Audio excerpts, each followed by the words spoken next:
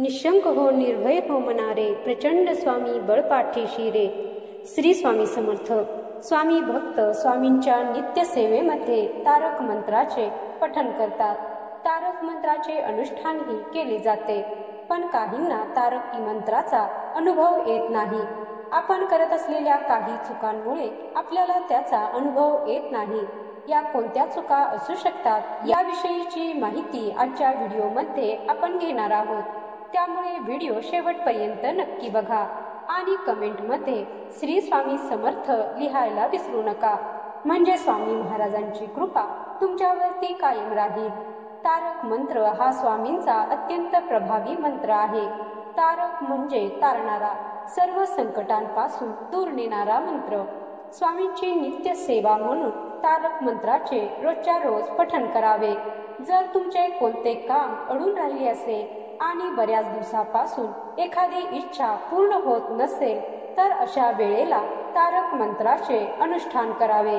तारक मंत्राचे 11-21 दिवसांचे अनुष्ठान केले जाते. तारक मंत्र तुम्ही नित्य सेवेमध्ये म्हणा किंवा तारक मंत्राचे अनुष्ठान करा, पण आपल्याला काही नियमांचे पालन करणे आवश्यक आहे. तर आता बघूया की आपण कोणत्या नियमांचे पालन केले पाहिजे आणि कोणत्या चुका टाळल्या पाहिजेत. जेव्हा आपण नित्य सेवा करतो तेव्हा आपल्याला कोणताही संकल्प करायची गरज नसते, पण आपण एखादे अनुष्ठान किंवा पारायण करतो तेव्हा आपल्याला संकल्प घ्यावा लागतो. जर तुम्ही तारक मंत्राचे अनुष्ठान करत आहात तर तुम्हाला संकल्प घेणे आवश्यक आहे. संकल्प करताना कधीही मी अखंड सेवा करेन असे बोलू नये, कारण मासिक धर्म, सुतक, विटाळ, अचानक परगावी जावे लागणे किंवा प्रवास यामुळे आपल्या सेवेमध्ये अडथळा येऊ शकतो. त्यामुळे मी यथाशक्ती यथाकालीन सेवा करेन असे बोलावे. हे अनुष्ठान करताना आपल्याला संकल्प सोडताना आपण किती दिवस कोणत्या इच्छेसाठी, कोणत्या कामासाठी आणि किती वेळा तारक मंत्राचे पठण करणार आहोत हे बोलायचे आहे. तारक मंत्र शक्यतो देवघरामध्ये स्वामींच्या समोर बसूनच पठण करावा, पण जर तसे करणे शक्य नसल्यास तुम्ही घरामध्ये इतरत्र कुठेही स्वच्छ जागी बसून याचे पठण करू शकता. तारक मंत्राचे पठण करताना, अनुष्ठान करताना किंवा इतर कोणतीही सेवा करताना आसन घेऊनच बसावे. जर तुम्हाला जमिनीवर मांडी घालून बसणे शक्य नसल्यास तुम्ही खुर्चीवर किंवा सोफ्यावर आसन घेऊनच बसावे आणि मग आपली सेवा करावी. तारक मंत्राचे अनुष्ठान करताना शक्यतो 11 वेळा किंवा 21 वेळा तरी तारक मंत्राचे पठण करावे.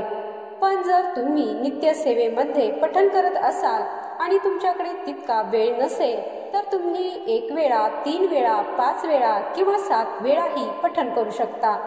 पण जर तुम्हाला अधिक चांगले परिणाम हवे असतील तर तुम्ही नित्य सेवेमध्ये सुद्धा कमीत कमी 11 वेळा तरी तारक मंत्राचे पठण करण्याचा प्रयत्न करा, जेणेकरून मंत्राची ऊर्जा वाढेल आणि ही ऊर्जा आपल्यालाही प्राप्त होईल. तारक मंत्र हा लक्षपूर्वक एकाग्र चित्ताने पठण करावा. घाईघाईमध्ये पठण करू नये. जर तारक मंत्र तुम्हाला पाठ नसेल तर गुगलवर त्याची प्रिंट काढावी आणि त्याच्यामध्ये बघून म्हणावा. तारक मंत्र हा खूप साधा सोपा मंत्र आहे.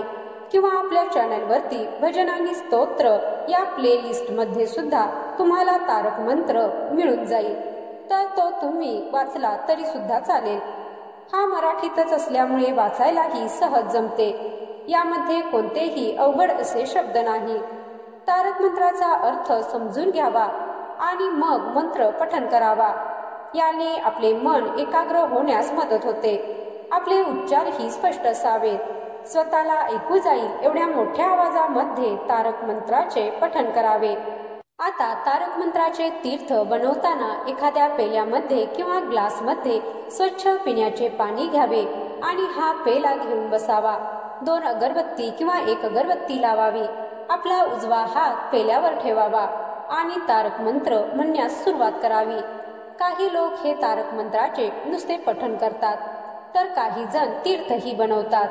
तारक मंत्राचे पठण करताना आपण जितका वेळ तारक मंत्र म्हणणार आहोत तितक्या वेळा आपले पठण पूर्ण होईपर्यंत आपला हात पेल्यावरून काढू नये.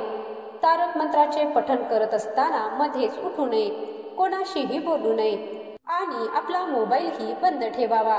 घरामध्ये तसेच इतर लोकांनाही सांगून ठेवावे. नित्यसेवेमध्ये किंवा अनुष्ठान करताना जितक्या वेळा तुम्ही तारक मंत्राचे पठण करणार आहात तितक्या वेळा तारक मंत्र हा एका बैठकीतच म्हणून पूर्ण करावा. सकाळी अर्धा, संध्याकाळी अर्धा, म्हणजे सकाळी 5 वेळा, संध्याकाळी 6 वेळा म्हटलं असे करू नये. आणि म्हणूनच ज्या वेळेमध्ये आपल्याला या मंत्राचे पठण व्यवस्थित करायला जमणार आहे अशी एकच वेळ घ्यावी. तारक मंत्र तुम्ही 11-21 वेळा म्हणणार असाल तर त्याची मोजणी व्यवस्थित करावी. एखादा मंत्र जास्त वेळा म्हणून झाला तरी चालेल, पण आपण संकल्पयुक्त सेवा जर करणार आहात तर अशा वेळेला कमी काउंटिंग होता कामा नये. यासाठी तुम्ही जितक्या वेळा तारक मंत्राचे पठण करणार आहात तितके शेंगदाणे किंवा कॉइन्स घेऊन बसावे आणि आपला एखादा मंत्र म्हणून झाला की एक शेंगदाणा उचलून बाजूच्या वाटीमध्ये टाकावा. किंवा आजकाल मंत्र काउंटिंग मशीन सुद्धा बाजारात मिळते, तर त्याचा वापरही तुम्ही करू शकता.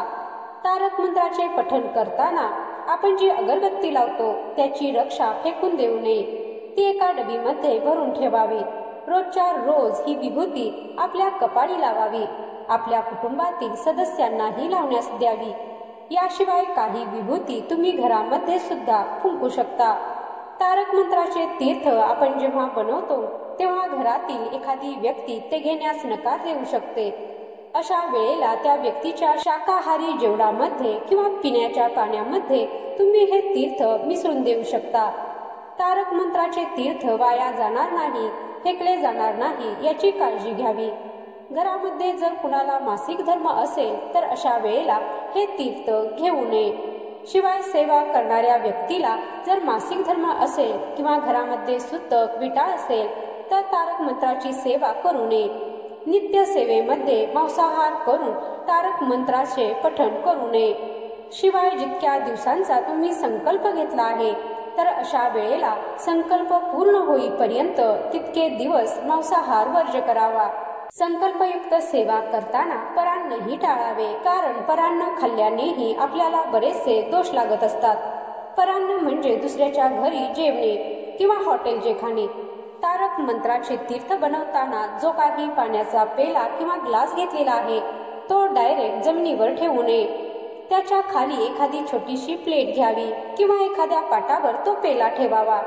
तारक मंत्र म्हणण्यास जास्त वेळही लागत नाही. तारक मंत्र जर पाठ असेल तर एकदा म्हणण्यास साधारण 1 मिनिटभर वेळ लागतो.